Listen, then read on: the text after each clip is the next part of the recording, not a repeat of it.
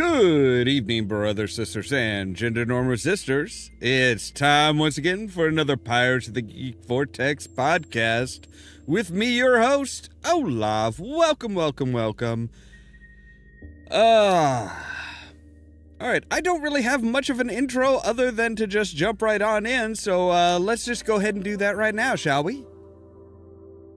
All right, hello, everybody. Hello. No. And how is everybody doing this week? I got bored, so my head is completely shaved. Okay, that's... okay. I'm debating, do I call it my Heisenberg phase or the high fidelity phase? That's a good question, actually.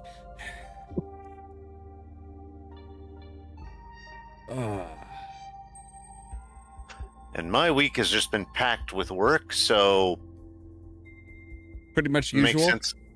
Well, I've definitely not been bored, so my hair is still the complete opposite of bald.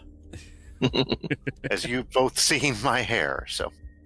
Well, okay, I was gonna do a mohawk, but then I got like halfway done with my head and realized, you know, the way my hair grew in, it looks really fucking stupid, so just get rid of it all. All right.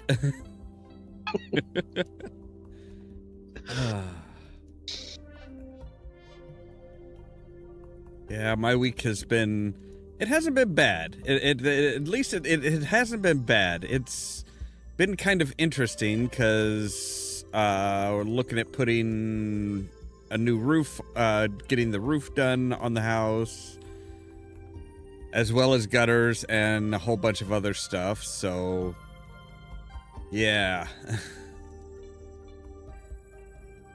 That type of thing's always fun to futz around with.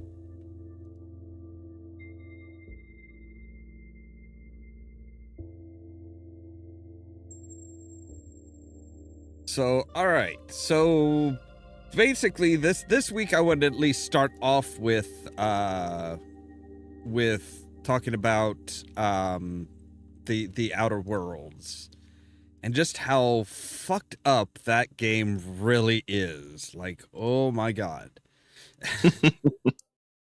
Now, I haven't played any of the DLCs, and truth be told, I haven't really been following you playing through the DLCs, but the base game is plenty fucked up. Oh yeah. The DLCs get even worse, if that's even possible.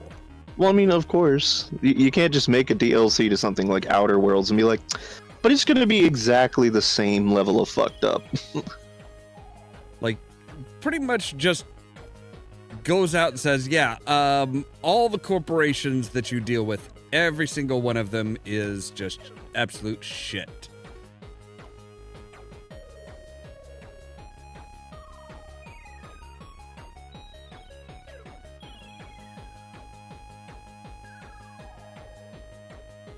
So, yeah, as far as, you know, are there any good corporations? That's I guess that's kind of the real question.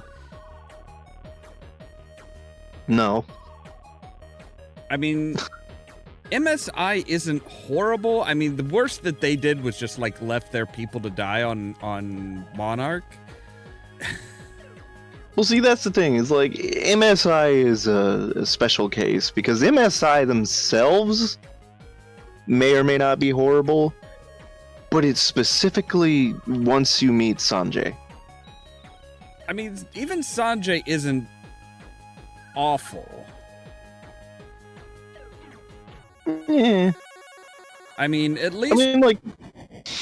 I was gonna say, at least in my playthrough, like, I talked Sanjay around to actually working with the Iconoclast. Yeah. So he was like, all right, you know, it's not actually the corporate way, but yeah, maybe working together would be a good idea. I did that with my first playthrough. Like, my first playthrough, I tried to be the, not epitome, but I guess stereotypical hero. where I tried saving everybody. Second playthrough was like, you know what? Y'all annoy me. You all are annoying. Die. Oh, at the amount of times I almost shot what's her face, the granny in Groundbreaker. Oh. Yeah, the Gladys, I think it is. Oh yeah, Gladys. Yeah, the amount of times I've almost shot her in the face. In fact, once I saved Scum just so I could have the satisfaction of shooting her in the face. Did anything actually come of it? Yeah, Groundbreaker immediately turned hostile, and 3 other factions turned hostile. Wow. Huh. Well, because she's the black market, so she's kind of connected to everybody. Makes sense. That does kind of make sense. One day I'm just going to do a completely I don't care playthrough, and I will just shoot everybody in the face. Phineas, the board, I don't care. I mean, that's pretty much what I did with like most of the people from the board. Like when I got to the point where it was, oh hey, you know, here's this, here's the chairman. At the end, I was like, he's like, oh hey, so yeah, all this stuff and everything is like okay. He's like, what do you expect me to do? You know, just let people starve? We're doing whatever we can. I'm like, nope, fuck you. You are toast. I love if you have a good enough reputation. He's just like, join us, be part of the family. I'm like, no. Yeah, it's like, no, I'll pass on that, thank you. I'm looking at the various packages for buying the game, because, of course, I'm so far behind everyone. And so if a person was going to get in, I assume you'd probably want to start with the DLC, just because... I mean, you don't really have to. Is the Spacer's Choice Edition the one with everything in it? I believe it is. It's very confusing because you have the Spacer's Choice Edition, which says it comes with DLC and extras, and then you have the board approved bundle, which also says it comes with DLC and extras, but they don't tell you the difference. You know, that's a good question, actually. Let me take a look here and see. How did I miss this giant lake in the middle of the Sea of Clouds? Probably because it's in the middle of the Sea of Clouds. I don't want to be here.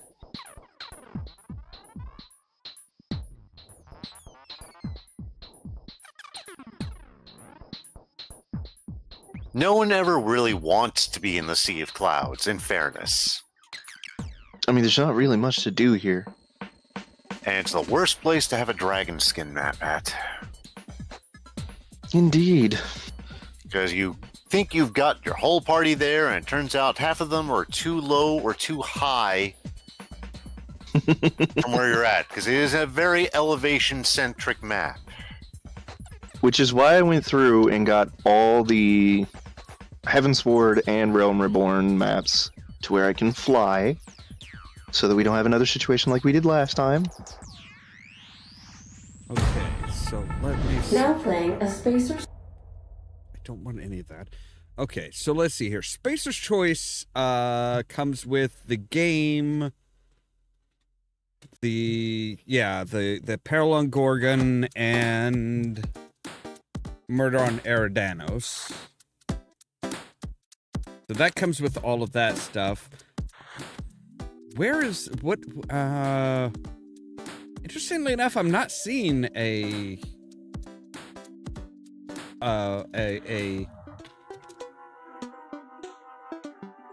The board approved bundle? Yeah. What is the?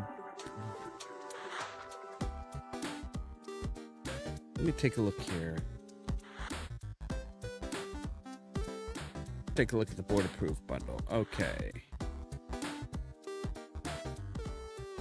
Oh, okay. I think it looks like the board approved bundle is what they call it for consoles. Ah, okay. So yeah, board approved bundle is for consoles, whereas the Spacer's Choice edition looks like it is just for for Steam. That's confusing because they list both on Xbox. Yeah. Well, I mean, think about it like this. Okay, so for the actual Xbox, they would probably be you'd probably be looking at. So yeah, the board-approved bundle platforms are Nintendo Switch, PlayStation 4, Xbox One, and Microsoft Windows. But that's what's available on the Xbox Store.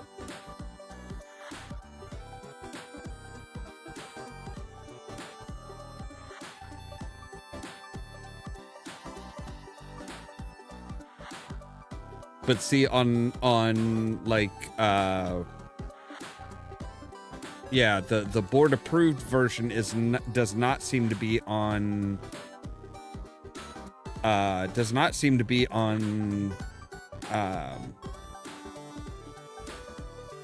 Steam. It's just The Outer World and Spacer's Choice. So really, realistically, either one of them. Either one depends on where you're buying it from.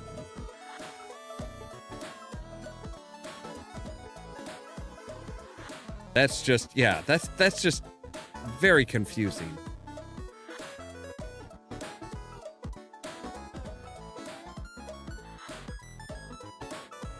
What bait do I need here?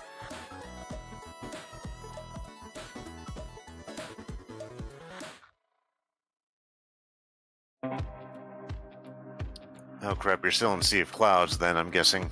I'm not logged in right now.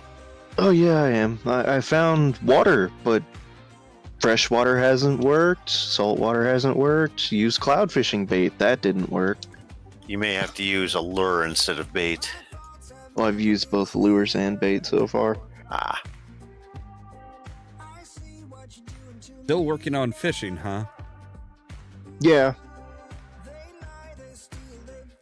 Well, I mean, botany I'm pretty good on. Miners I'm good. Fishing is just my lowest gathering class. I mean, to be fair, fishing is my least favorite of the gathering classes. Or as FF calls them, DOL, Disciple of Land. Yes. That is an interesting choice in terminology. If Well, you are... have, what is it, 4 classes?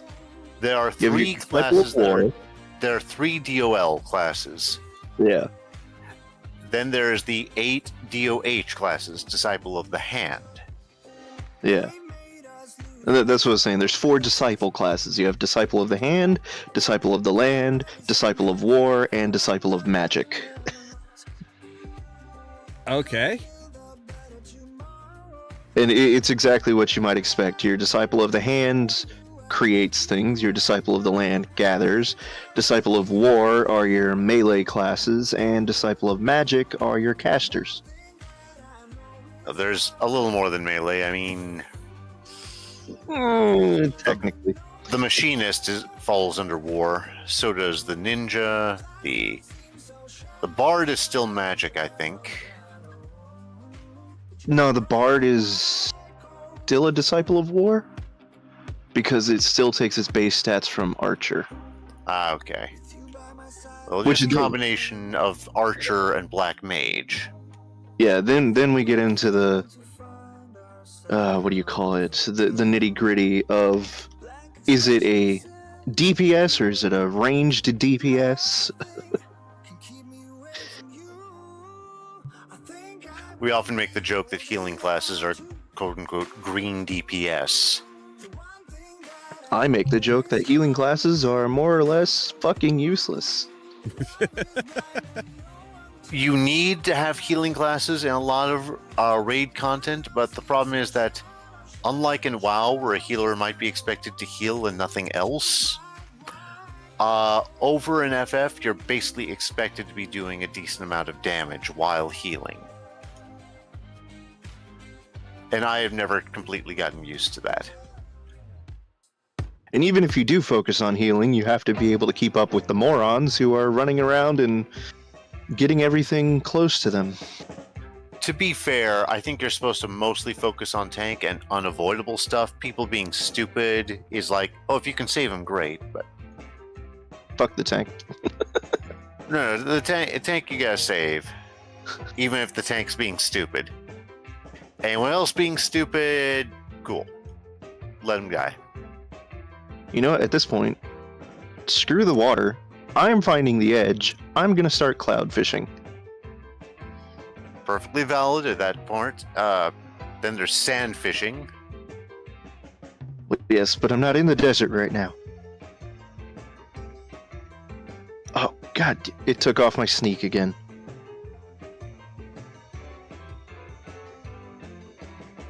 No sneaking for you. Yeah, well, the problem is my sneak wouldn't work anyways because I just realized I'm way underleveled for the Sea of Clouds on Fisher.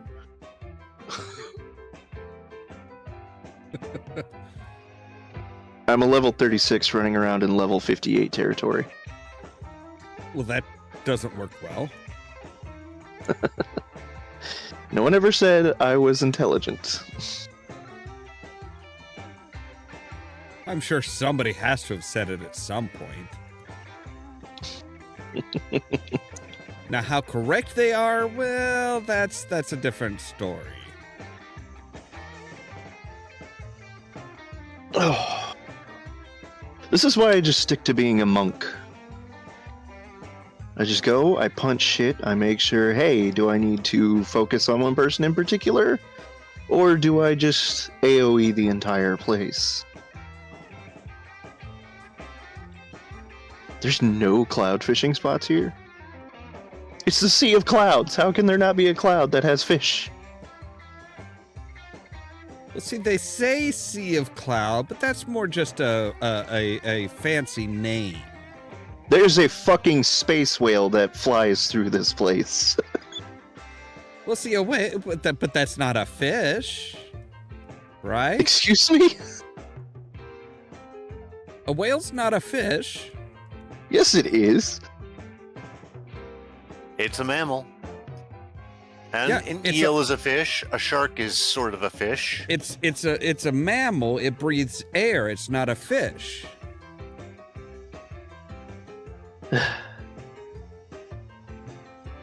Fish breathe in water. Mammals do not. Well, you want to get technical, it's not a mammal either because it doesn't eat meat, it eats terra firma. But a lot of mammals don't eat meat. Yes, but how many mammals do you know eat islands? Well, okay, that's a point.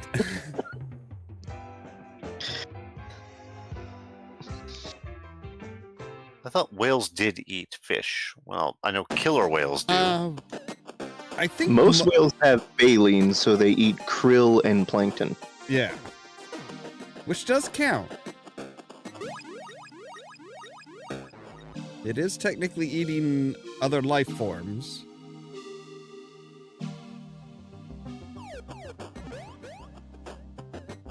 Okay, screw the Sea of Clouds. I don't want to be here anymore.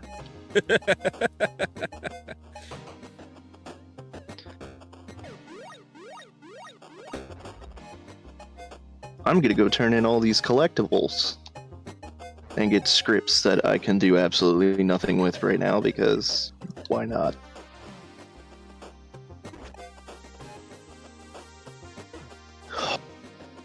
I need to start making Gil again.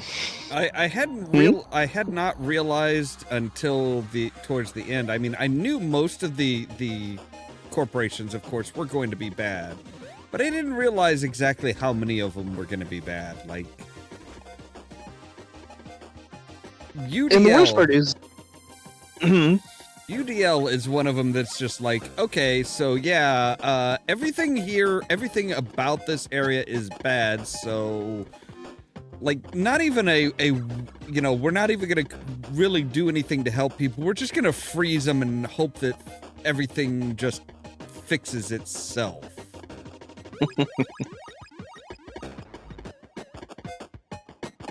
And the problem is you have to pick a favorite corporation for your equipment, at least.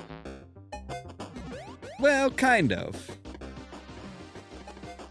I don't know if I really picked a favorite. It was just, hey, what does the most damage? All right, I'll stick with that.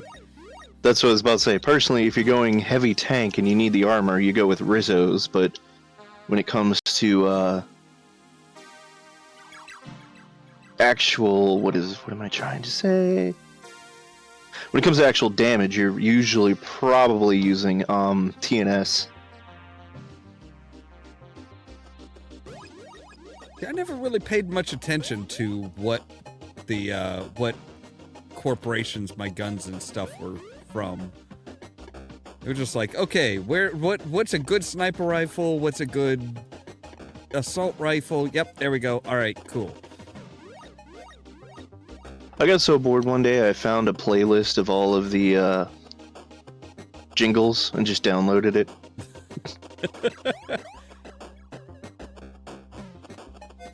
True company man.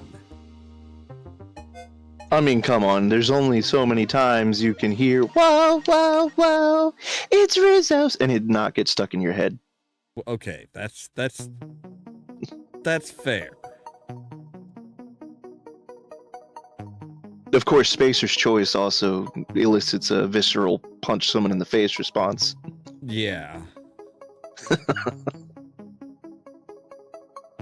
I mean, between Rizzo's and Spacer's Choice, it's kind of difficult to say who's the worst.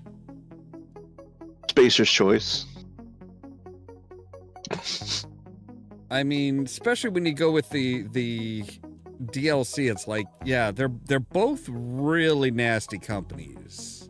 Okay, but see, Rizzo's realized that, oh shit, this research is going to get us a hell of attention and is going to make us look bad, so they shut it down.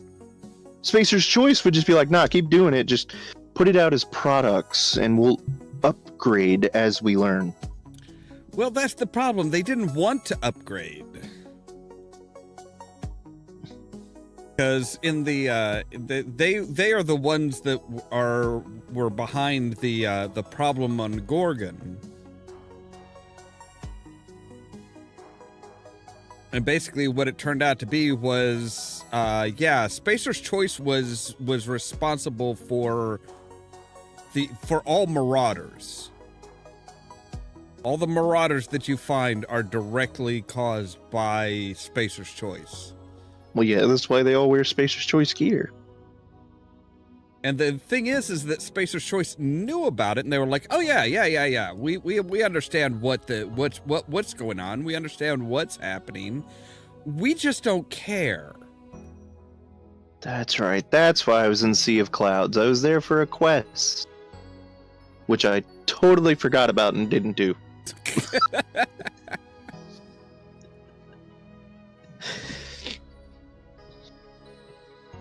See, you remember that line that we were saying was the perfect description of Fallout? The first rule of the Wasteland? Yeah. Yeah, that goes for 14 especially. So much stuff in 14 that kind of overloads you with, what can I avoid? I still enjoy the game, but there are days where it's like... Well, you know my pain. Currently, I do. I'm trying to find a goddamn tree. You're trying to find a tree in a place called the Sea of Clouds. Yes, because I need to harvest birch in the Sea of Clouds. I have a lot of questions. Go ahead. Ask. We will describe to our best ability. We will. How do trees grow in a place called the Sea of Clouds? Well, you see, the Sea of Clouds is actually an interconnected chain of islands that are floating in the middle of the stratosphere. Think Nagrand or parts of Outland back in WoW. Or you could just think the Na'vi homeland in Avatar. Right. Pandora, that's it. See, I don't say Pandora because that just reminds me of Borderlands. So there are trees. The problem is, I need to find specific trees, And it's and the every time. and it's the only that's the only place that birch grows. I mean, that Yeah, basically. seems a little limited. And the best part is, I have an ability which will let me see where trees are, but it's telling me where the lush vegetation patches are. That's not what I need.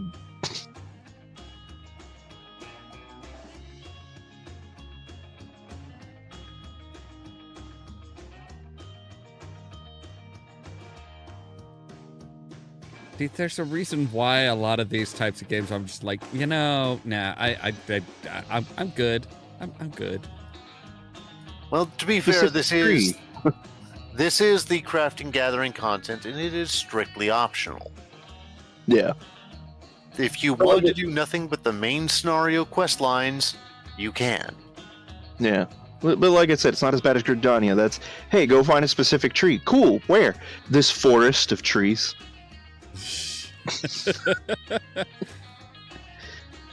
What does it look like? It's brown and has bark. Good luck, fucker.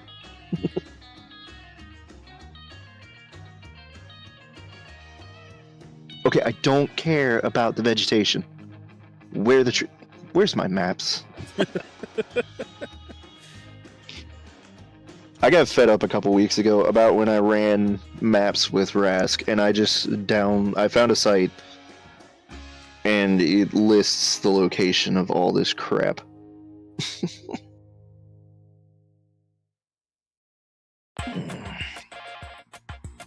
I don't want Querthus, because for once I'm not that annoyed.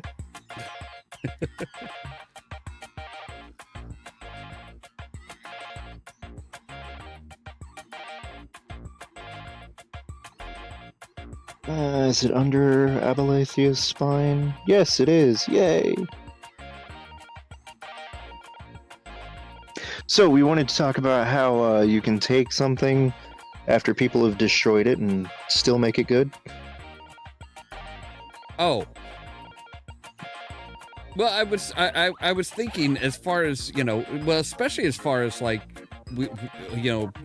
still on the topic of the Outer Worlds. It's like, a lot of people don't realize that was the same people who did Fallout originally.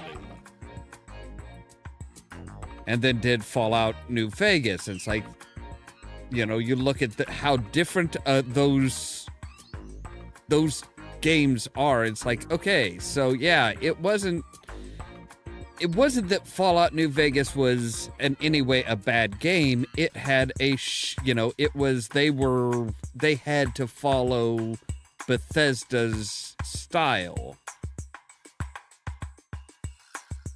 Well, I mean, I keep telling people that it's like New Vegas is considered the best game of the Fallout series by a lot of people. And I was like, yeah, that's because Bethesda didn't make it. Yeah. And then you take, then again, looking at the Outer Worlds, it's like, and when you get rid of Bethesda's shit engine that they had for Fallout 3, all of a sudden, hey, this game works. It just works.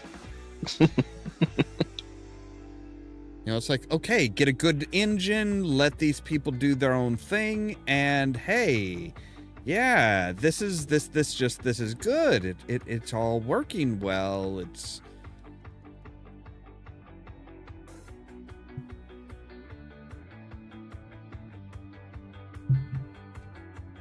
And so many people are like, well, New Vegas was all right, but, I mean, it still had all the problems. It's like, yeah, that's because the game engine sucks. It's kind of like the Oblivion Skyrim situation. Oblivion's remembered for the story and being good, but the engine is what killed it, because it still looked like crap. Pretty much. I was disappointed by Oblivion, but not for the reasons you would think. Do you remember going through Morrowind and reading all the books about what the Empire is like, and it is not your generic fantasy? But then you boot up Oblivion, and it is your generic fantasy. And then came Skyrim. Looks great, but the story is anemic as hell. And then comes Fallout 4 to bring it back around, where it's like, hey, we're going to take this beloved franchise and we're essentially going to make it Skyrim. Yeah. Like, you know, your special stuff? No. Who the fuck does anything with special? No. Every level up, you get 1 point and you have to decide where to put it. I actually have the Fallout 4 special system on my wall somewhere. Like, they kept the name, but that was about it.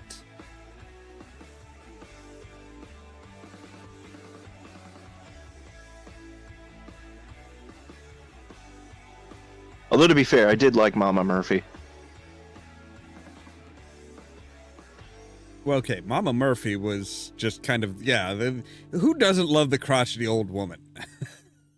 I mean, that was what felt like Fallout to me. It was like, okay, you've got this weird woman. She might be insane, because she is tripping balls, like, every day. Or she could genuinely be psychic.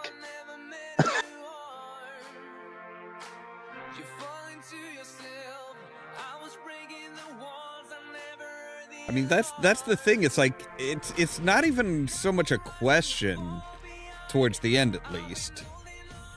No, yeah, once she starts like, oh, hey, go here and do this specific thing, and this will happen, you're like, oh.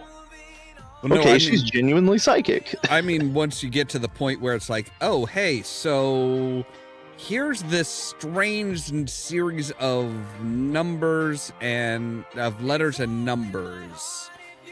Don't know what that means, but yeah, that'll help you out. It's like, and she gives you the deactivation code or the reset code for the courser. Yeah. And it's just like, okay, so yeah, that's thanks. And how the fuck did you really get that? Because like, almost nobody knows that. Well, like when she helps you out with the boss fight when you finally meet, oh god, what was his name? The guy who quote unquote kidnapped Sean. Oh yeah, Kellogg. Yeah, and then like she tells you, hey, watch out for the mines, and if you do this, he'll basically be sitting duck. And you're like, how the fuck would you have known that? I mean, maybe she's just really good at tactics. Secretly, Mama Murphy is actually an international spy. I could see that. It would fit. I mean, how else is she gonna know all this stuff? And why else does she always want to get high? She wants to forget the shit that she's done. It's a clever ruse. I always like the fact that she's not just a junkie, like the standard Wasteland junkie, where they have their drug of choice. So it's not just get, it's not just buff out. She's just like, no, just give me drugs. I don't care. Well, she does care, but it's always, you know, she has a very distinguished palate. Sometimes she wants some jets. Sometimes it's just a Mentat. It depends on what she's trying to see. What she's trying to see, what day of the week it is.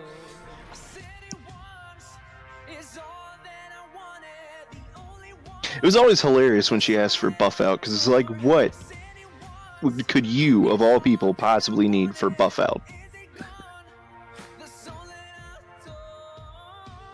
I mean,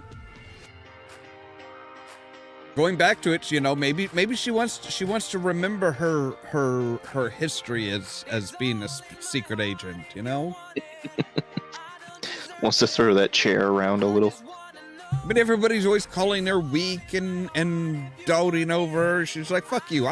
I want to be the badass."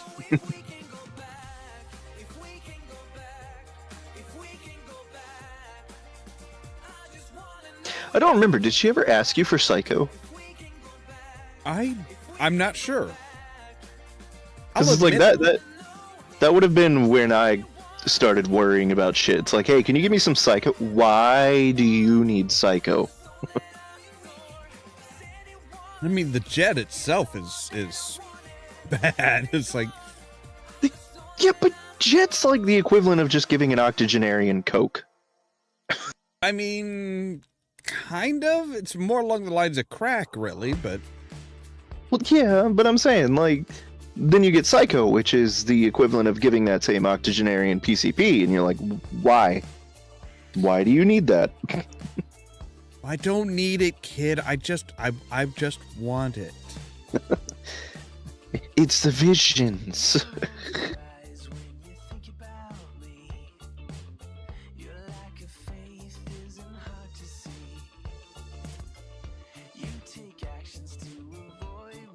Maybe that's what made me dislike the Minutemen leader for a while, is just Mama Murphy versus him. Yeah. He's like, hey, no giving her any more drugs. She's got to stop with that nonsense. She's not really psychic. It's like, motherfucker, she told you that you would meet somebody that was, you know, from the past, and you did. She was right. And you're saying... It's not just that, it's also just like between the two of them, he's constantly like, hey, you have to go and do this. What do you mean your son? No, fuck your son. We gotta reestablish the wasteland. Mama Murphy's just like, hey, while you're out, if you happen to come across some drugs, can you score for me? Yeah.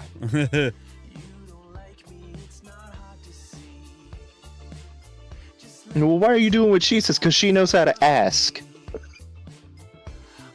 She's polite. You're a dick.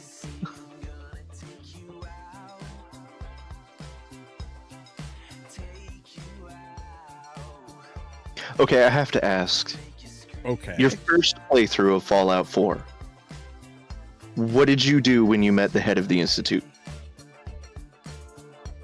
Ooh, that's a good question.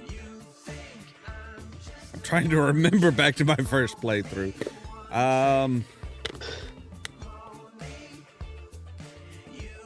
I was kind of just... Honestly, I kind of just wanted to put a bullet in. I did. Even after the revelation, he was like, this is who I am. I was like, I don't care. Shot.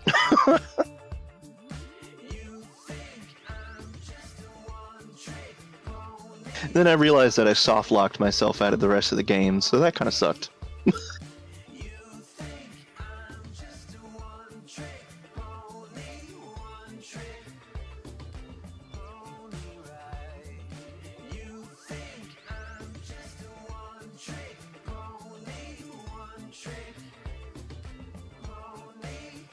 Oh, it got very quiet. Admittedly, I have not been contributing much.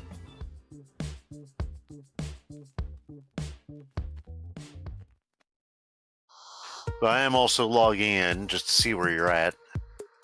In Ishgard, about to jump off. Not the game, of Ishgard. I mean, there's no hole to fall to your death in, but... I will find one.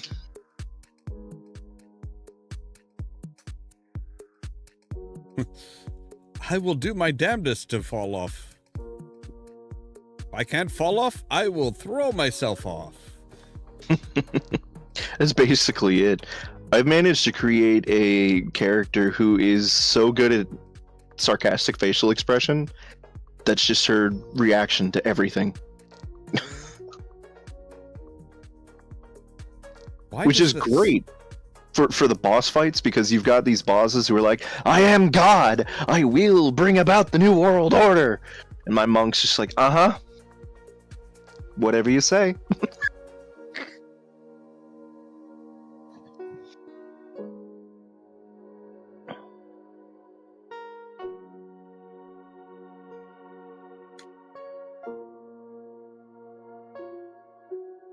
Ooh, we could play the fun game.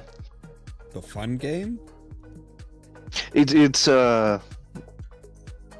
kind of a joke in the community where if you find a player or find a person who doesn't play 14, you kind of guess what race and class they would play. So I'm wondering what Rask thinks you would be.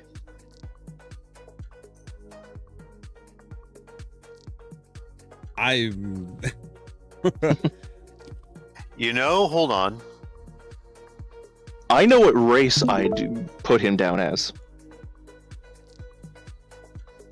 I am streaming into the channel, not into YouTube, obviously, for those of you at home, but for Ollamh to watch. Okay. I can go into character creation. I think I already know what race you'd pick. Okay. I'm looking at the races, and I honestly... Yes, I think I know what he'd pick, too. So you go first. What do you think you would pick? I'm thinking Rogadin. No, he would not be a row. What are you thinking, Caden? He is 100% Lala. All right. Ollamh, shall we show you the races? Okay, sure. So, obvious human here, the hires. Elzen, basically elves. This is a Lalafell. They fill in the role of both halfling and dwarf. And annoying little shits. Mm-hmm. They do sometimes break stereotype. Mikote, these are your cat people. Rogadin, these are basically your strong humanoid. They're basically a Goliath. I'm a row. I will admit I am a Duskwhite Elzen. Aura, these are your dragon-blooded people. The height disparity between men and women in Aura is rather staggering. Yes, it is. Hrothgar are not getting women models until next expansion, but you get the idea. Lion people as opposed to cat people. Okay. Think Worgen, but feline. And finally, Vieira. Bunny people. Guess really. Ollamh, who had it right, if anyone? Well, I don't know. I mean, I see where Caden's coming from. He's looking at it as a Nakmak-Feegle situation. Which More or less, yes. Which is not completely wrong. I'm also going by the game stereotype, which is anytime there's someone who has swindled you, stolen your shit, is pretending to be innocent but isn't, backstabbing you, or is generally being a little shit and using their adorableness to get away with it with a happy little dance of terror, it's a Lalafell. Mm-hmm. Although there is one particularly egregious hire I can think about, but that's a story for another day. Or you just go with Lolorito. In fairness, Lolorito actually occasionally goes helpful. It's kind of weird. I'm not saying he makes a habit of it, just that Put it in perspective. Yes, in perspective, he's not as evil as he sometimes makes himself out to be. Well, I'm trying to find the parallel. I wouldn't say he's strictly Lord Vetinari, but he is the most outspoken and influential of the city. Whose entire government is run by the richest people. He is the most outspoken and powerful of the council. But he only becomes a good guy when it profits him. Huh. No, there were points where he actually started sitting down and giving advice for the long term, but it was strange. It was part of the MSQ, although he is a villain in the cooking quests. He's a villain in almost everything. Almost. So yeah, let's look at the Lalafell. There is a glorious Lalafell Paladin General with long flowing hair. Ooh, okay. Put this in perspective. Again, look at the Lalas. Realize that their max height, I believe, is just under 4'5".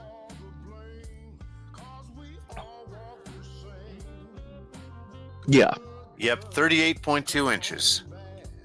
Their max height is apparently just over 3 feet. Okay. Now, do we ever actually get a race for Ralbon? He is, I believe, higher. He's just a very exceptionally huge one. Yes. And of course, Yeah. here's good old Rasclin. I've got my relic weapon, or 665, ultimate weapon and all that, and I still just make it look like a level 51. Because it matches my outfit. Yeah, back to what I was about to say is the paladin general that he's talking about is Ollamh, those short little shits. His father, biologically, not adopted, is around, let's see, I am the tallest character model you can get. He is a head shorter than me. I'm around 9 to 10 feet. So he's around 7 foot and 400 pounds. Okay. I still have not figured out how that works.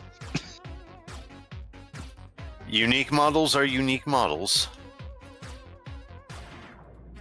And Yeah, he's about this big. nearly every race is a sub-race. In fact, I think they all do. Yeah, you've got the lighter skin and darker skin, basically. And then they did just put out the tabletop RPG of this, released by Squaresoft as a box set. It is sold out in the US. I believe sales re-began in the UK, but don't quote me on that. So, first printing sold out, second printing sold out, both sellouts were instantaneous, and I have to wonder how many people are buying it just to buy it and have it in a collection, and how many are actually going to run or play or even read it. Roughly 80-50. God's help us.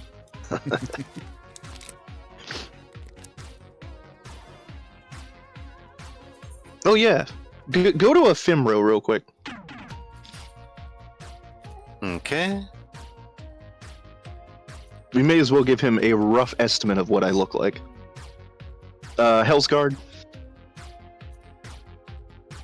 And then just crank that height all the way up. That's basically my height. That is 8 feet and wait, am I doing the math right in my head? 6 feet is 72. Okay, 6 foot 5.7, nearly 6.5 feet tall. Yeah. And I have abs for days. Muscle tone. There you go. Yep, that's basically what I look like when I first started out. I was gonna say that does not terribly surprise me much.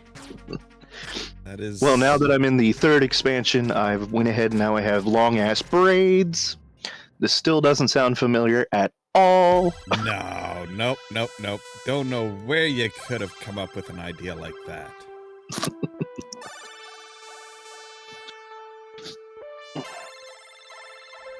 It wasn't until I started actually looking that I was like, wait, did I basically just make a Gerudo? Yeah, there's my face. You could Okay. basically just make me right now. It's this face right here, right? Yep. Okay, let's look for skin color. I think I just stayed the basic skin tone. Okay. And same hair, because I have the bright orange hair.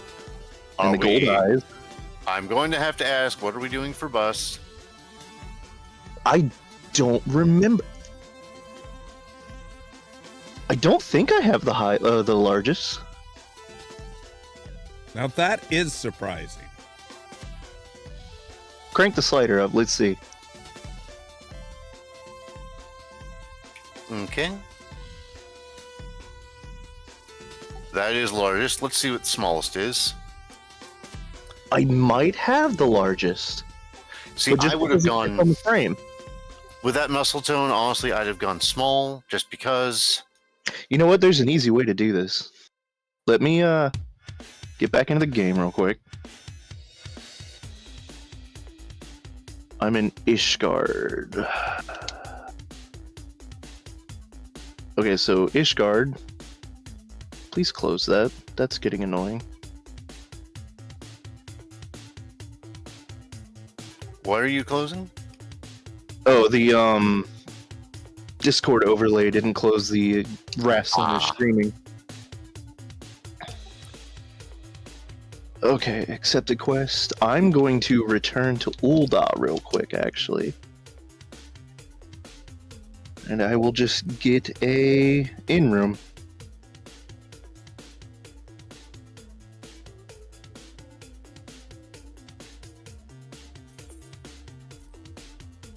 I'm just going to hop on Rask real quick, and I'll kill my stream. You can start yours. Sounds good. We don't mean to hijack your stream. Well, that's all right.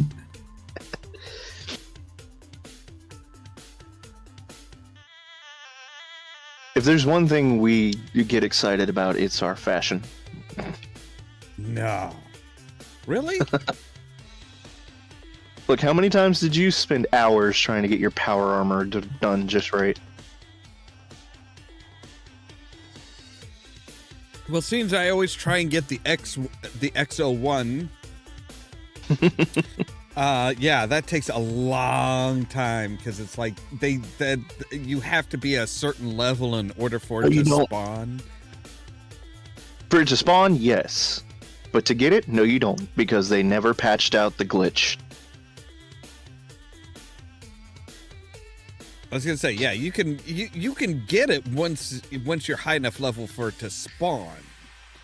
That's the tricky part. Is it's like I don't remember what level you have to be in order to actually get it to show up. I don't know, but I remember that they're like, oh well, you have to go and defeat everything in this section of Nuka World, and I was like, no, you don't. Oh no, you can still find it in the base game. Oh yeah, I'm talking about if you want the XO1 Quantum. Oh, I've never worried about the special colors and shit. It's like, eh. Oh no, the XO1 Quantum actually does have higher base stats than the base XO1. Because apparently infusing the paint with Nuka-Cola Quantum gave it better defensive abilities. Yes, yeah. We know you're fabulous. That totally makes sense. It does in the lore, because it's specifically the isotope that gives the quantum its glow bonded with the metal, and it apparently made it tougher. Well, then you should be able to bond that same isotope to just about anything else. Just get a few bottles of quantum.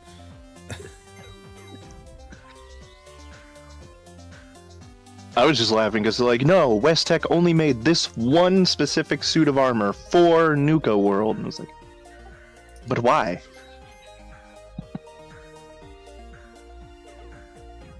Oh, that's right. I can't do body anymore. I can only show face. Okay. But once you've basically accepted your character creation, it doesn't let you change the body anymore. You can only visit the... What do they call him? The esthetician. Yeah. Who's basically a glorified barber, to which you can give yourself a new hairstyle, hair color, eyebrows, lips, facial features, tattoos, face paint, and all of that, but nothing for your body. You need a Fantasia for the body, and you are, with certain expansions, given a free Fantasia. I've only ever used it once to drastically change aspects of my Elizon. I made him less like a drow and more like a night elf. I believe I had a couple Fantasias, but I may have sold them. because I don't have them anymore.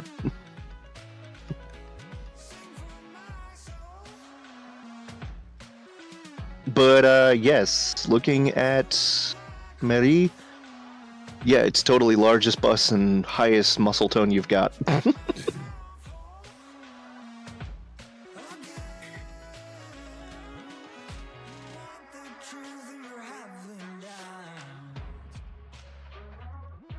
Again, I would just like to go ahead and say that's not terribly surprising.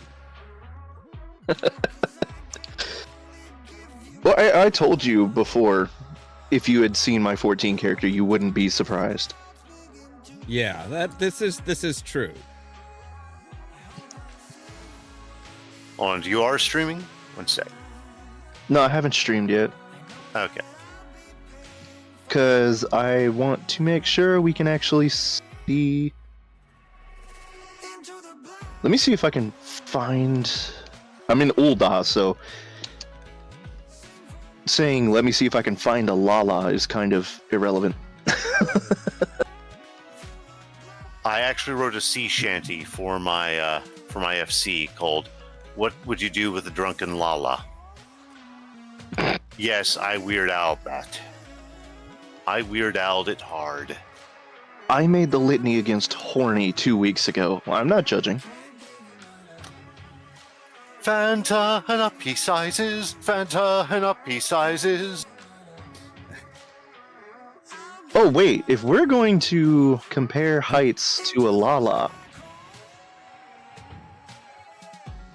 what better Lala than the one we just mentioned? Make him tank in DOH gear, make him tank in DOH gear. Pippin, where are you? Is he In the just hall. outside the throne room? No, he's in the Hall of Flames, but I have to get to the Hall of Flames, and I don't feel like finding my Aetheryte ticket for it.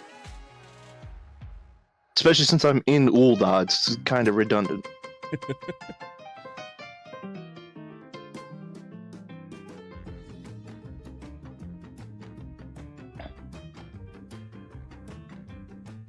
Oh crap, I forgot. Yeah, it's 11 on a Friday. Lamia is packed. Gilgamesh, not as much.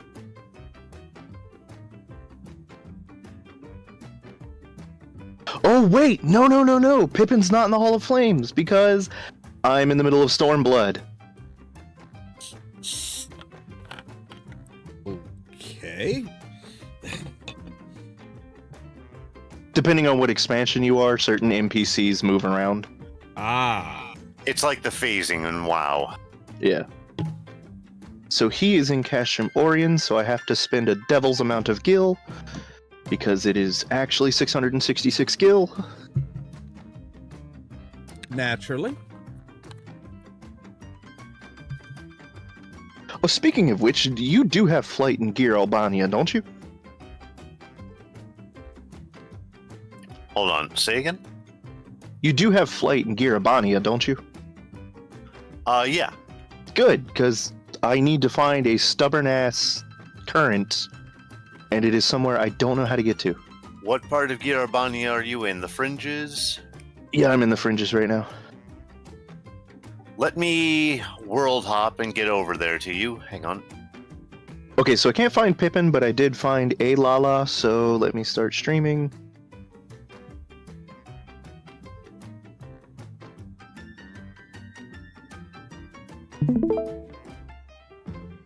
Okay, there we go.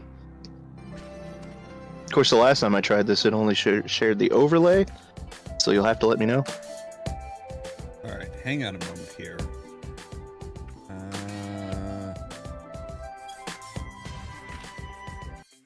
Okay, there we go. Okay. Can you see the little dude I'm looking at? No, I cannot because all you're sharing is your Discord. Haha, I told you the overlay. You're Okay. literally just, yeah, you're literally just streaming your Discord. Don't worry, I can fix that. No, it's the weird part. Like the Discord overlay, if you tell it to stream from the overlay, it only streams the overlay. So I have to go in here right now Well, that's the thing. It didn't look like it was streaming an overlay or anything. It looked like it was literally like just showing your Discord, like your Discord lists and friends and stuff like that. Well, that's even weirder.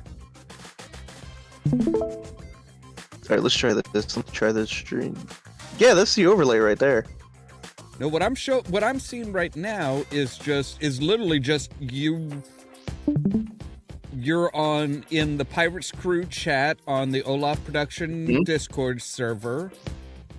And that's what I'm saying is, if I go in here and hit this, and then Alt-tab it. There we go, yeah. Now you can see Kakalai. Okay. So yeah, that's a Lala right there. All right, I'm on my way to Lamia. And that is me towering over a fucking Lala. They are but children to me. I'm not seeing you move at all.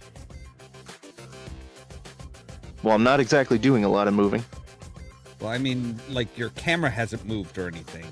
Ah, so it's doing that now. I'm kind of just staring at you. Yeah. Hold on, let me check this out again. Okay, that's better. That's better. I love how it's just weird. Like when I'm in it, it's not streaming. When I go out, it streams what I'm showing. But yeah, now you can get a vague height comparison. Yeah. And the apps for days.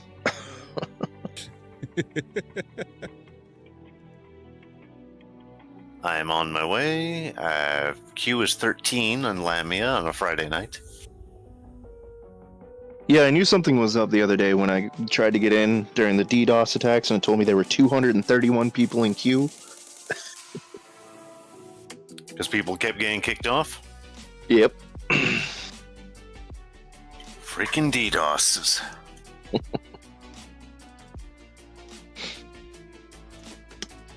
We don't need to let them see anything with the twins. The twins are boring as hell.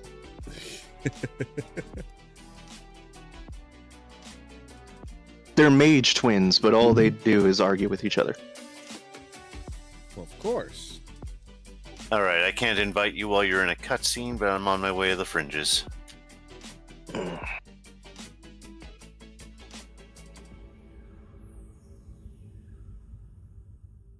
Well, you know, maybe your white mage wouldn't be mortally wounded if they'd stop jumping in front of swords.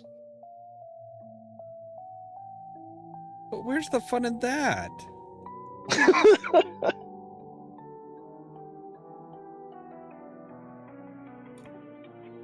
mean, jumping in front of swords is just all kinds of fun.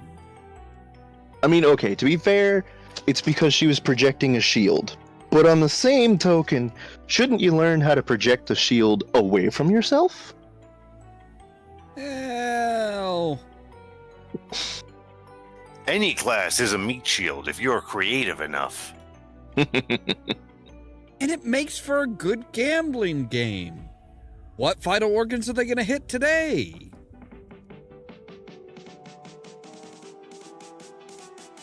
I actually like the fact everyone's like, oh my god, she might die. And I was like, technically, she's already been dead.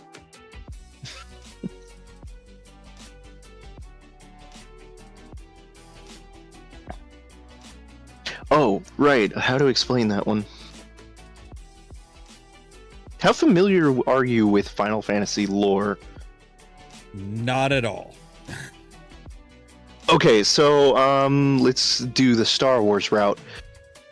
So in Final Fantasy, it started in 7, but they kind of pulled it to the rest. There is what they call the life stream. The life stream is basically the Force. It is what everything comes from, it is what everything goes back to. Right. And this white mage who is currently, they're like, oh, she might die. She has been in the life stream for over a year because she tried to teleport and got stuck. So technically, she's been dead for a year. Okay. And they're like, oh, what happens if she goes to the live stream? I was like, same thing that happened before. She just doesn't come back this time.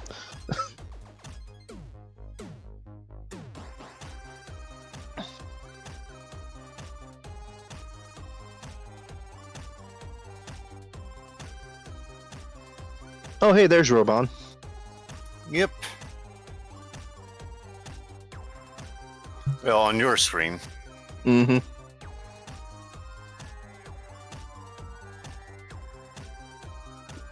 Yeah, as I was fixing up the picture from the captain's cabin there today, I realized there's a whole lot more shit in the captain's cabin than I realized.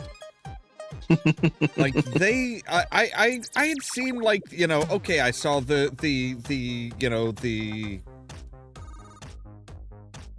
C&P borscht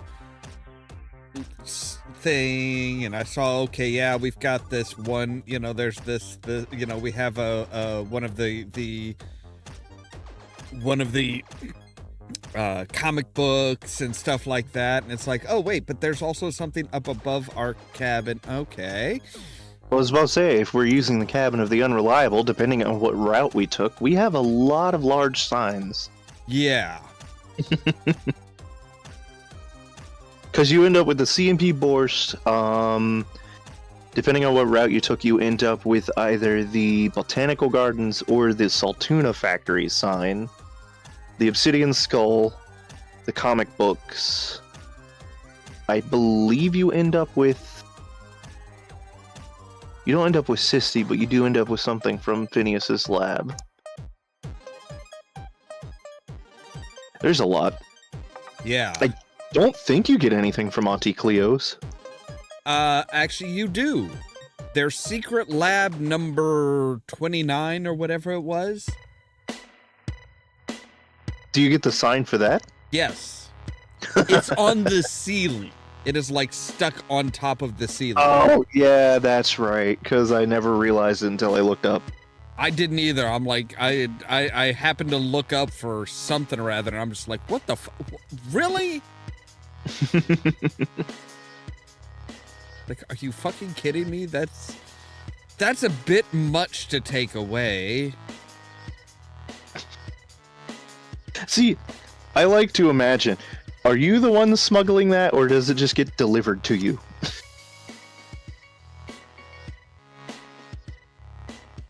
I mean, with all the other strange, bizarre shit that gets delivered to the unreliable, it's like, that's... Like, I'm not sure what the gold things are above the bed there.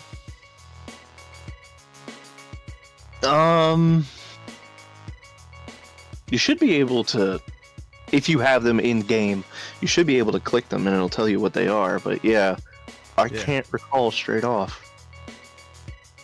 Yeah, I'm just going by what we can see in the picture there.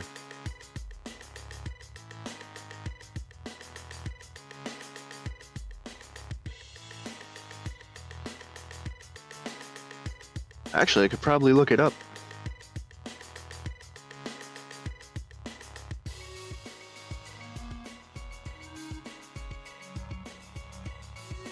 Trying to remember what we got from the from Eridanos. All ship decorations. There we go. So from Paralon Gorgon, you should have the Adrena Time Moon Man. Oh yes, that's right. Let's see. Reward for completing the Rendezvous at Ollamh side mission on Paralon Gorgon is an appreciation of even-toed ungulates by Dahlia Hudson. Yep, I do have that. Reward for completing Mostly Harmless is Anubis, which apparently you can also find in Byzantine. There's a Archibald Excelsior poster. Yeah, got the poster. I also have one of the comics. After completing the silent voices, if you've read all of Frey's logs and find his body, you will gain a bar cart. Yep, got that.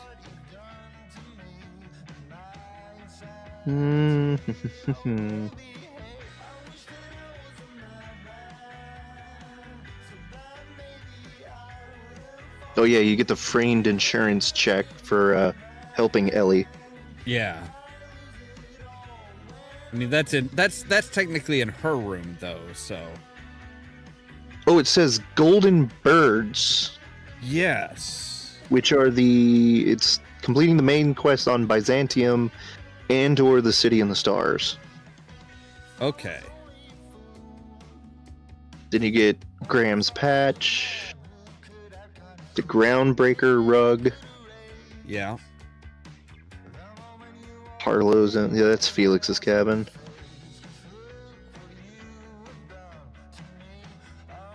In Praise of Arson, whose cabin does that go in? In praise of arson? It says found in the holding cells in the covert labs on Roseway.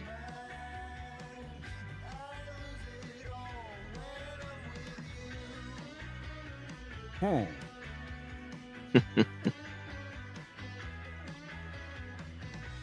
Trying to think of whose quest that would be.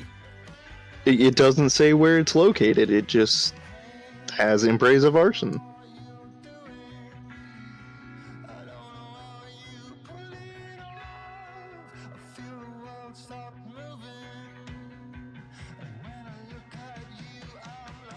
Only thing I can guess is that it would be like, yeah, that's like a kind of a, if you know, depending on how you went about things in Roseway.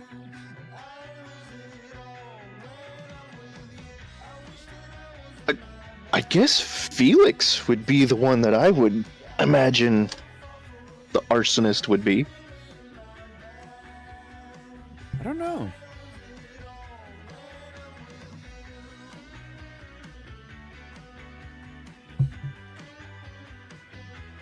Side note, I'm parked next to you in game. Yeah, I know, but it's Alphino and Elise talking. You know how wordy they can be. True.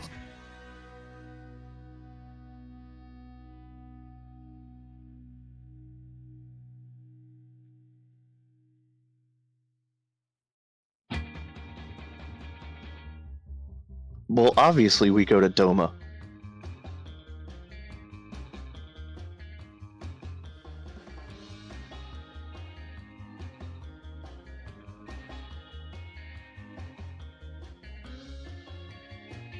That's one of those things that that's one of those reasons why I don't think I would ever get into Final Fantasy. What, the amount of dialogue? It's like, okay, you know, you guys have a lot of lore and stuff like that, and that's great. But it's like, but there's a certain point where it's like, you just gotta say, enough is enough. Shut the fuck up and let me do my thing. Okay, to be fair, the cutscene I'm in is I just tried to do my thing and got a sword to the back for it, so...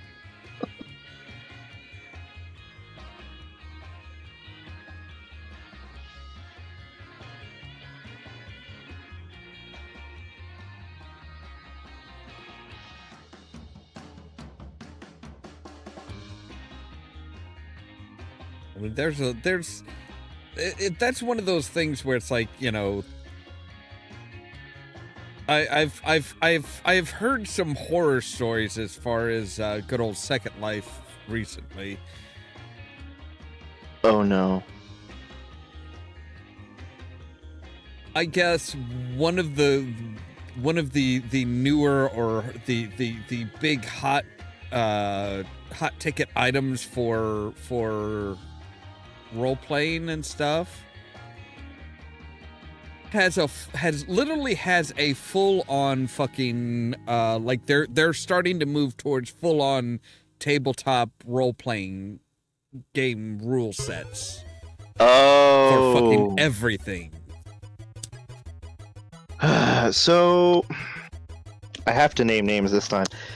Do you remember a player in G-Land by the name of Kitten Kagamusha?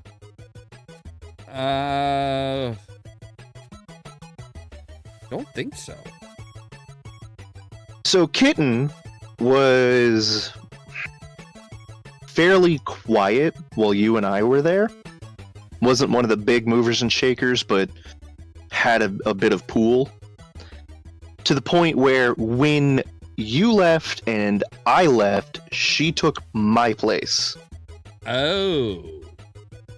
And by that I mean not just became the 6th queen, but also became the rabble-rousing, drama-starting, everybody hates her piece of shit because she hated everything about Gondwana.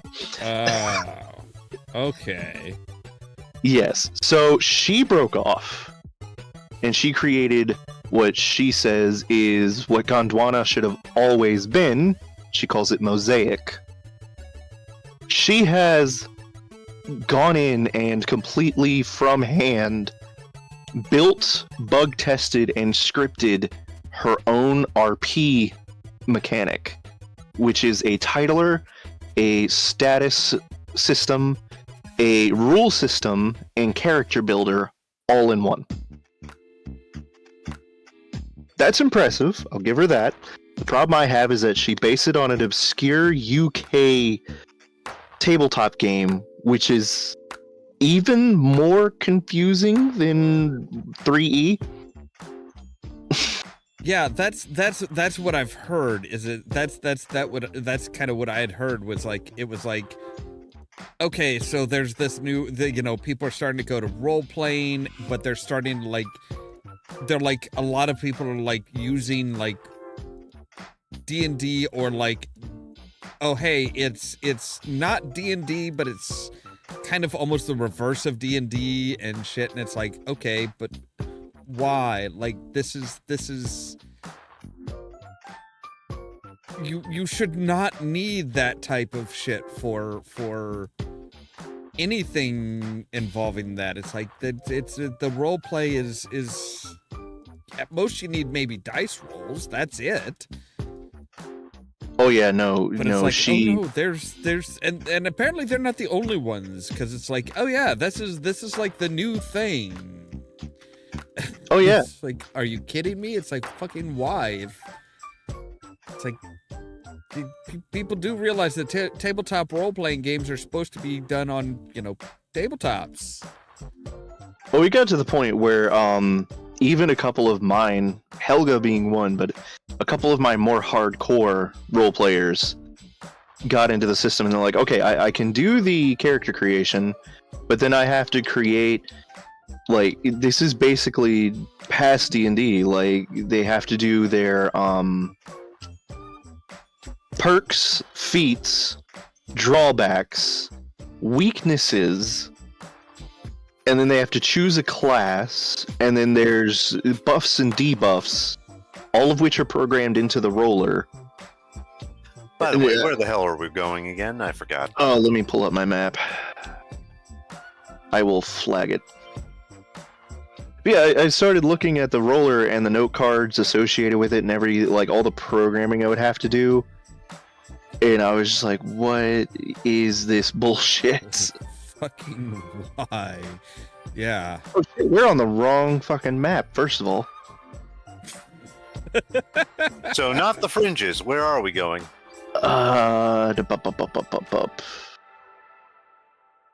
Okay, head over to Rauger's Reach. It's that map, I believe. Wait, you mean the fringes? Not fringes. You mean the peaks? Yes, I believe it is the peaks. Then we want to go south. Are you sure? Yep, because going through Rauger's Reach just adds another zone to go through. Yeah, that's right, because it... Wait, why is there still map that is shadowed over by Rauger's Reach? Whatever, I can get that later. I was gonna say... Huh? It's like right above the words John Cotts. That whole piece of the map is still shadowed.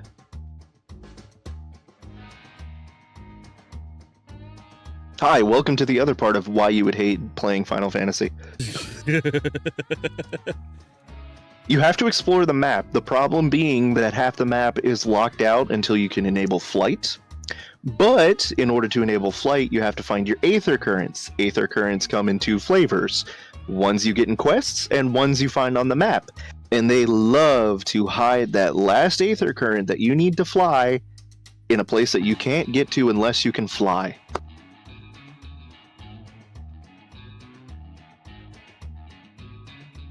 Okay. What? Yeah, You can get to it, but you're going to wish you could fly to get to it. That's just sounds needlessly complicated.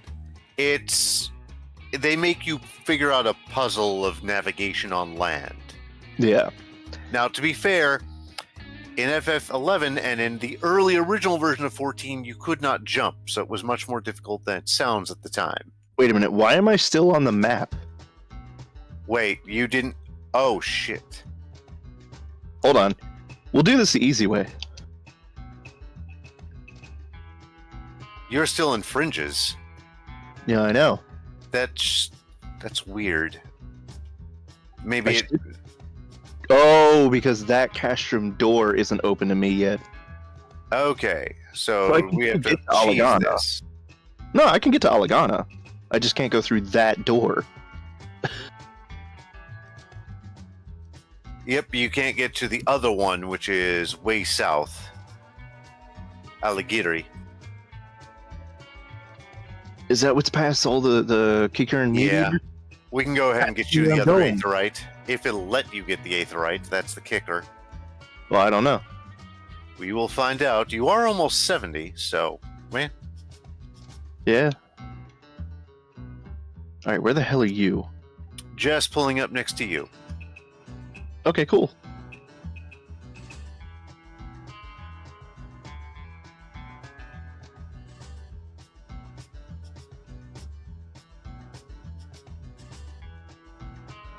Yeah. With the suggestions of, oh hey, you should play Final Fantasy this number. It's like, ooh, yeah, Final Fantasy. I'm good just not even fucking with Final Fantasy, honestly. Do I think playing the free version up to the point where it stops being free would make for a good stream? Yes, if you focus on the story. Also, if you run around with us so that you're not frustrated. True. Yeah, I don't We think can that's show something you- I could do. We can show you the very limited PvP and such. It's basically exclusively to the equivalent of Battlegrounds. I've never liked PvP. Okay, Well, yeah, and the PvP would be completely one-sided anyways, because it scales to your level, which means you would be scaled at a level 1 to... What is the cutoff, 70 now? the cutoff for free accounts is still 60 at the moment, but all classes have the exact same PvP actions assigned to them regardless of level. Yeah. All right, let's go to that aetherite crystal, and in the meantime, go ahead and get me those flag coordinates. Oh, you're basically getting them. Oh. Yeah. This was the major section that I needed to get out of. See if it'll let you take it. Attuning. I have attuned. Plot successfully cheesed. That's how I get around most of the time, is I'm like, just take me to all the major aetherites, and then I will be able to get to where I need to go without having to worry.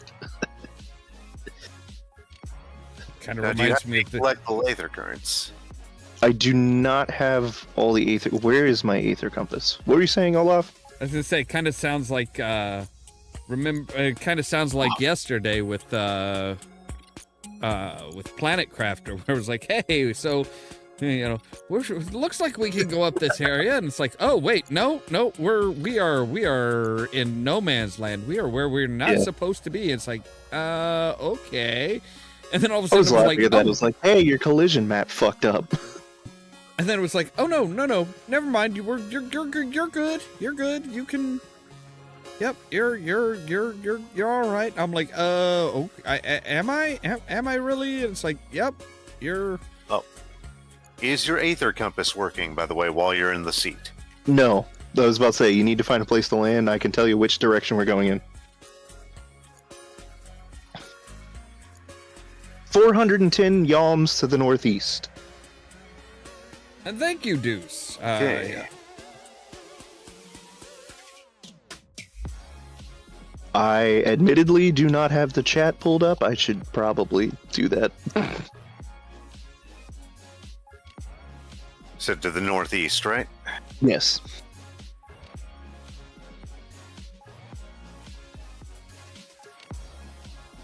It will be at a place that is technically reachable.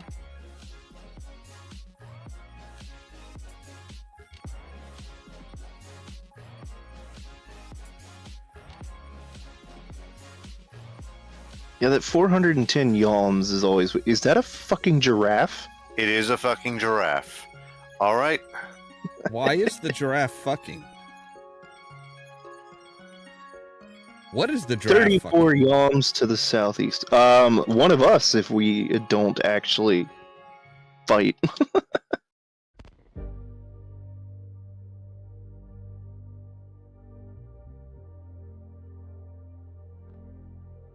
Wasn't too far off.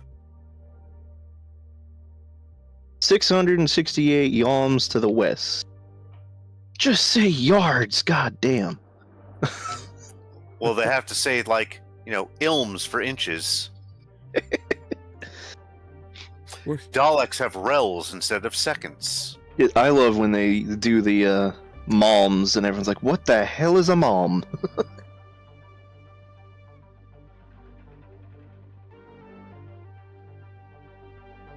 It's like how the word term Dampier, originally spelled, when it gets transliterated into English at least, Dhampir. And if you go back and forth between people using it in Japanese, it becomes Dunpeel very quickly. Yeah. Okay, should be around... I think it might actually be on this bridge. I can't see it, but... Nope, I don't see one. Well, time to use the compass anyway. Yep. Let me get out of my map so that if trouble happens, I actually have a full view. 360 yalms to the northeast. I overshot it. But oh well. So, getting back to the topic for tonight. Yeah, and I admit that I was actually a little bit embarrassed when you pointed out that it was the makers of Fallout who made Outer Worlds, because like, why does this just seem like Fallout in space? For very good reason. 114 yalms to the north. Okay. Yeah, it was the computer consoles that initially tipped me off.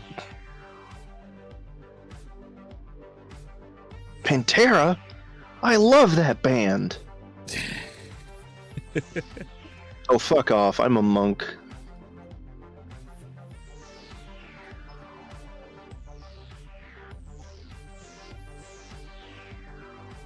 And in true monk fashion, what do I do when things target me and start running at me? I leave them for the elf.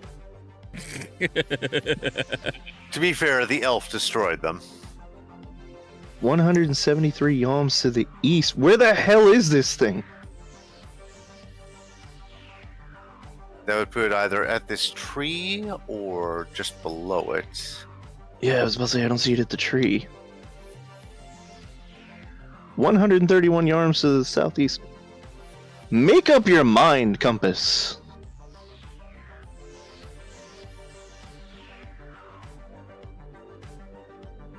$90 yalms to the east.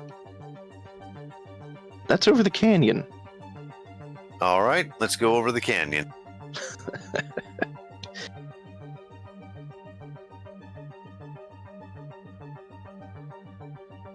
And because I'm respectful, unlike what I do with most people, I actually sit in the passenger seat and not in the back seat. You mean the backseat pose where you're staring at the driver? Yes, it's like, why are you not chauffeuring me? Oh, hey, there it is. Woot.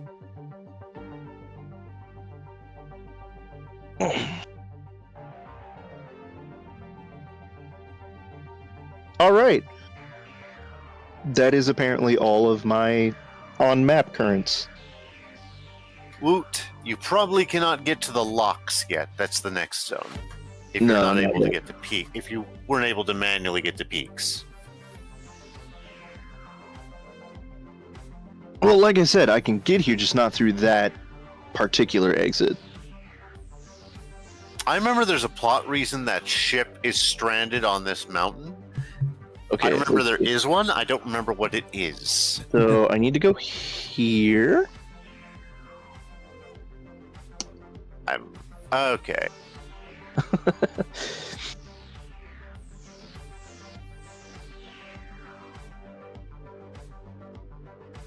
And then while you are going that way. Yeah, basically the entire eastern side of the map now. So we're just gonna put a new flag down. Oh no. If you're currently listening, Maddie, I'm sorry.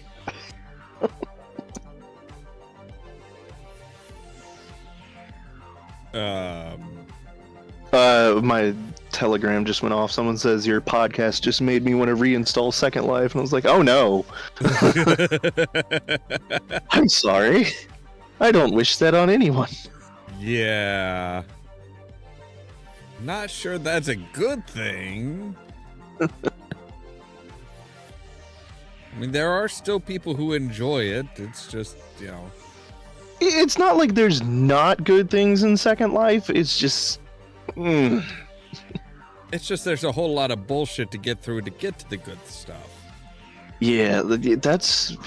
I say for good reason. Second Life is... Double check those coordinates, because those are an empty spot. Like, I don't even think I can get there. The second set, 3325. Yeah, it says it's in the middle of the locks. That's... Okay, fine. We'll go up here.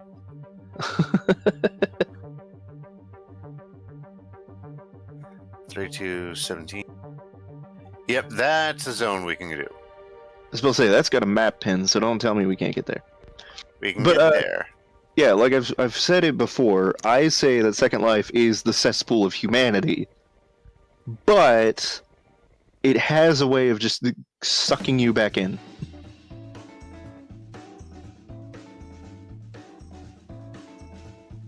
See, I have managed to Distract yourself with better shit. realize that, hey, there's a lot more to life than that shit. Like, and my God, like the amount of stuff that is just like, yeah, it's like once I uninstalled it the first time, I'm like, oh hey, you know what? I'm sleeping better. I'm not stressed. I'm not staying up until 3 a.m. on Friday nights for absolute bullshit. Yeah, it's like, hey, you know, yeah, just...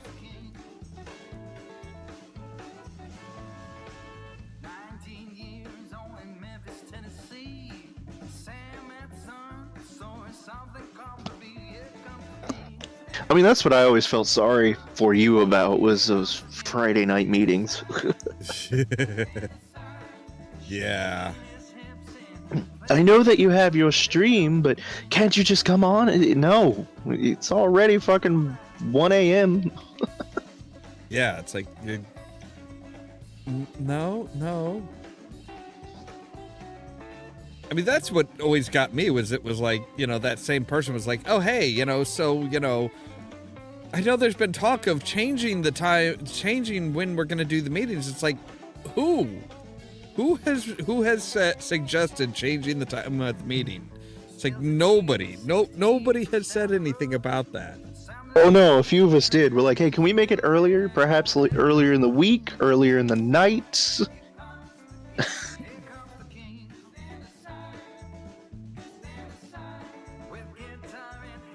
Is this another statue of Rauger? Nope, it's just a rock.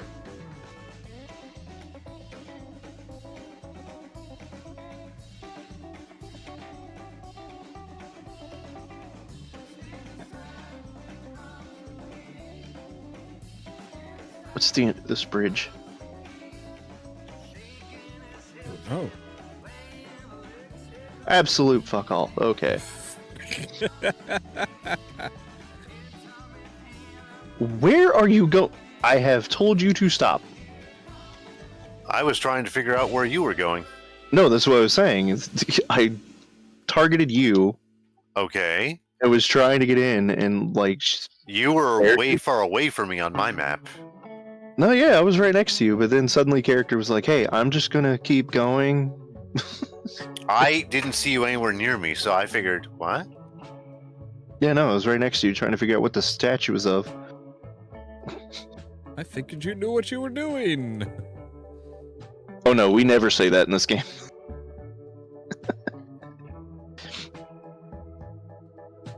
It is kind of like every other RPG, where if you come into a new party and there's one person who says, "Follow me, I know what I'm doing," don't follow that person.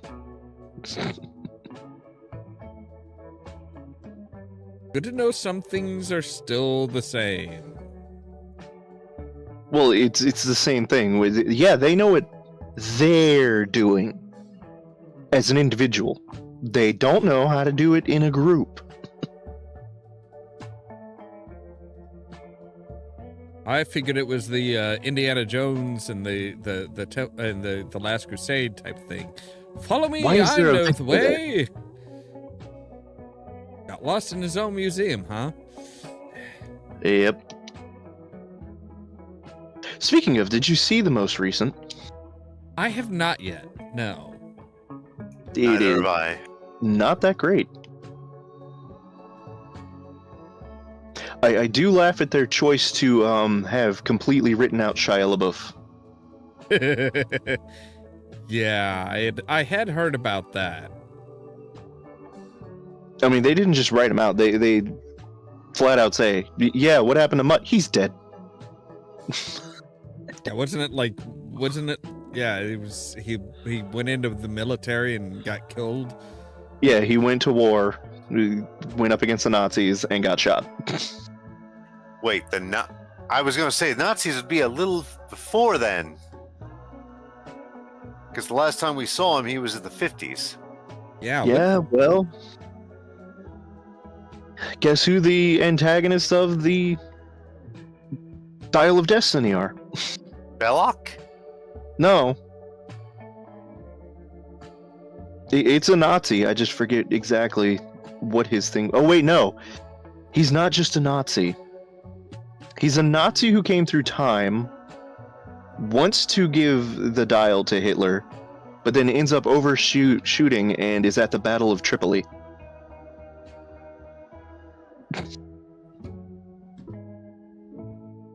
Okay. Or no, is it even Tripoli? It's shit. It's ancient Greece, but it's like, yeah, it's one of the ancient naval battles, and like, how did you overshoot? And he's like, I didn't. This is where the dial is set to go. And I'm like, why didn't you set it? He's like, I did. Apparently, it has a mind of its own. And then it turns out it's a stable time loop.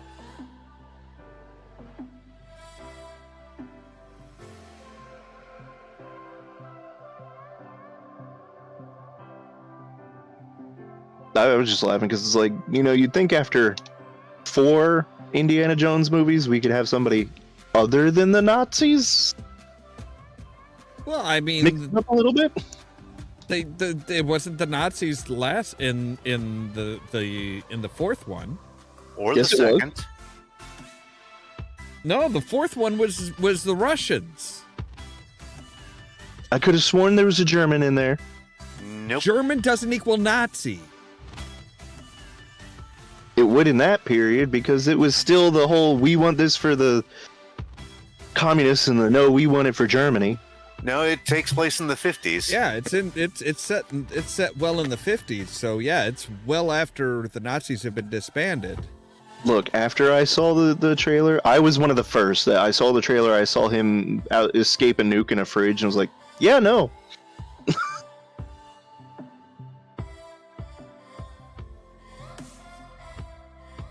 Which brings us neatly back to Fallout in the Wild Wasteland. Okay, Weirdly, yes. I think that's the entire map. Yes, okay, so I have my mapping the realm for this one. Thank God. Woot. Now I just have to pump up to 70. But am I going to do that? No. What am I going to do? I am going to see if I have any chance of getting botany around here.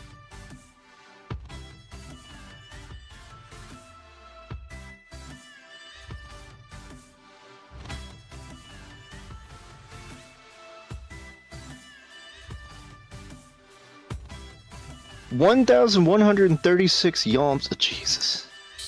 Where's my bike?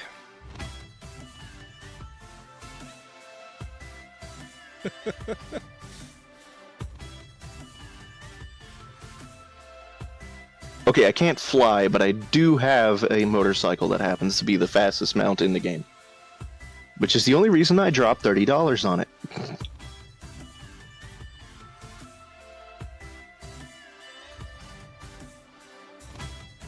I mean, if you're going to drop that much money, might as well make it for something worthwhile. Exactly.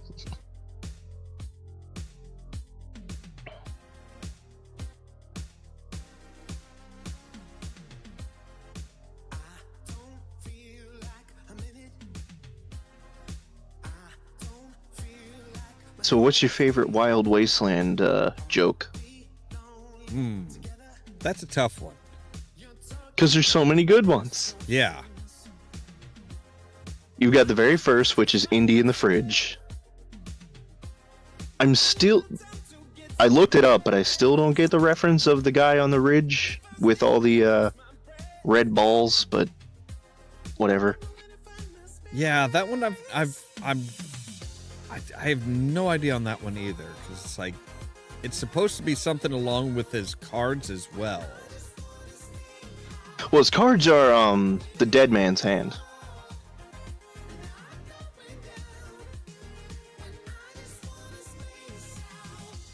I just didn't get all the red balls.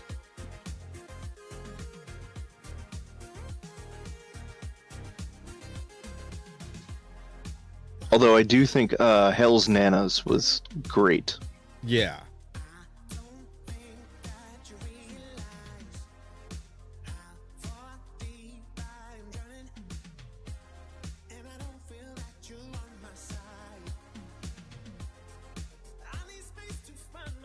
Okay, what about your Rorschach test? Oh. See, that depends. I mean, sometimes I actually do try and do the Rorschach test properly. Other times, well, I mean specifically did you see two people holding hands, or was it a nuclear mushroom cloud? Usually it's the mushroom cloud. Let's be honest. I just love saying that I see two bears high-fiving.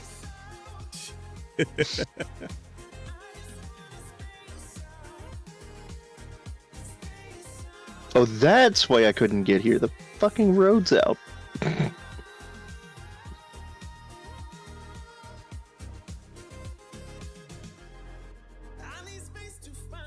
And now I can't get back down. Good job, Final Fantasy.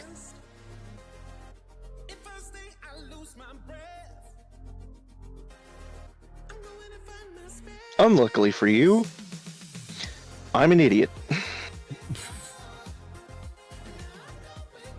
So we changed my highest class with all the best gear. We wait for my health to go full, and then we jump. Or I could get over there. You could, but that would be the sensible thing. Yes, you have to remember, this is Caden. Sensible is not his strong suit. It is at times, just not when I'm being impatient. Oh, wow, you put a wall up. You knew someone was going to jump.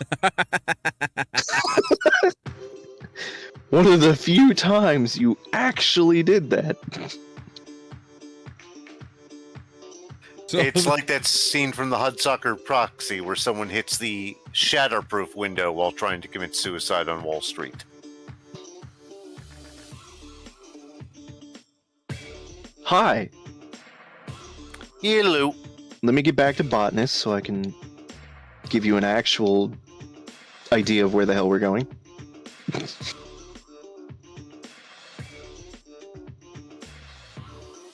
I look like a gnome.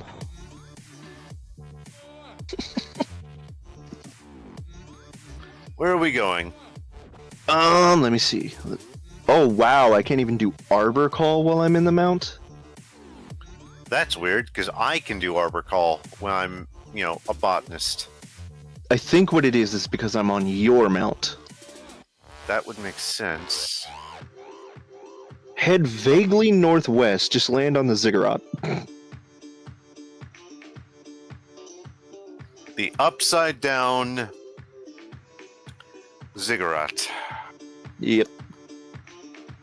I mean, technically it's not. It's two ziggurats on top of each other.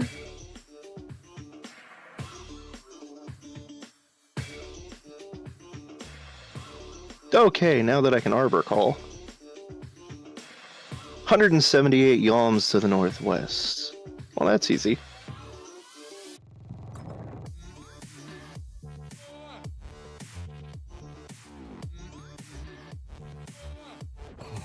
okay, I think I think it's about time to call it a night. I'm realizing I am like about to fall asleep.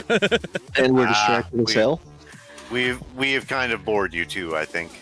No, Yeah. it's been a long day. It's probably going to be a long day tomorrow as well. So, I was considering offering up a topic, but I don't know if I want to keep it as one of my own. Because I was thinking, well, we've done it before, but we didn't actually get into it, but it was items from media, like the babblefish, which have become, like, prevalent in everyday life. Okay. Because I was thinking, like, how many things are there that have managed to make that jump? Because you've got tablets, which were originally, science fiction, Star Trek and everything, and then suddenly the iPad came out. The babblefish, we have a literal language site named after that. So what other examples can we think of? I could probably think of quite a few, really. Hypospray is apparently in use. You just won't see it at most conventional hospitals. So I figured, if we could do that, that'd be a nice 3-hour topic. Yeah. In this way, I've given you a week's notice so we can all actually go and find our favorites. All right. So you'll be running the show then next week. To the best of my ability, yeah.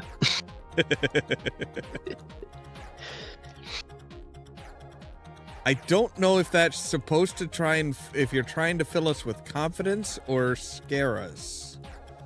Neither.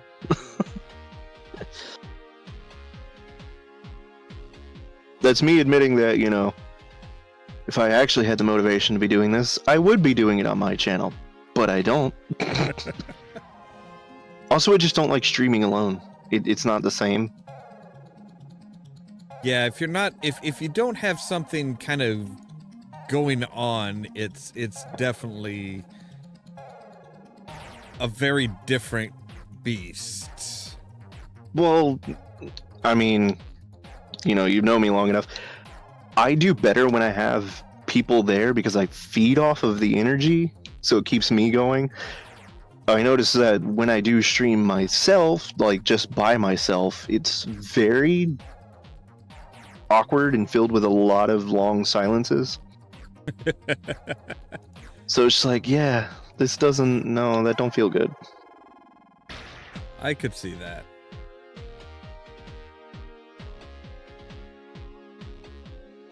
Oh shit! I'm a botanist and there's killer butterflies.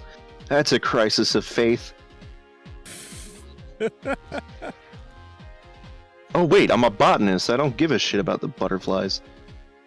I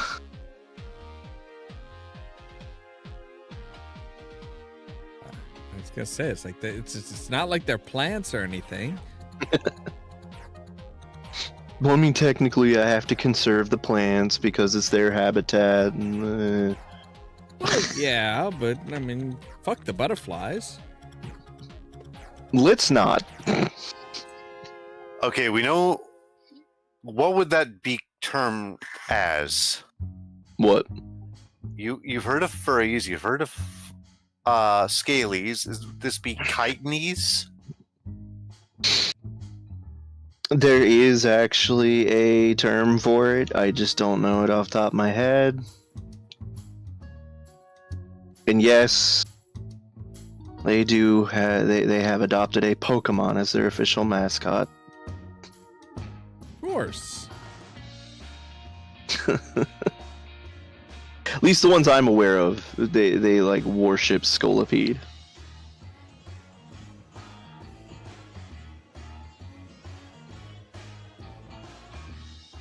Did I just get 2 collectibles?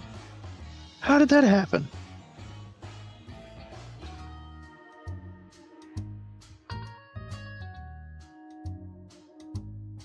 I have 2 slots in my inventory. I need to get rid of some shit. Sounds like it. Now, if you want me to show you how I do the collectibles, I can, but I'd have to switch zones to do it. Well, hold on. You're in botanist. Oh, holy shit. My Chocobo saddlebag is filled too. Okay, to give you a idea, my saddlebag has 70 slots. I have 2 retainers with 175 slots each, which are filled. My personal inventory has 140 slots, 138 of which are filled. And then I have a company chest which has 3 sections which are all filled. I need to get rid of some shit. Yeah, sounds like it.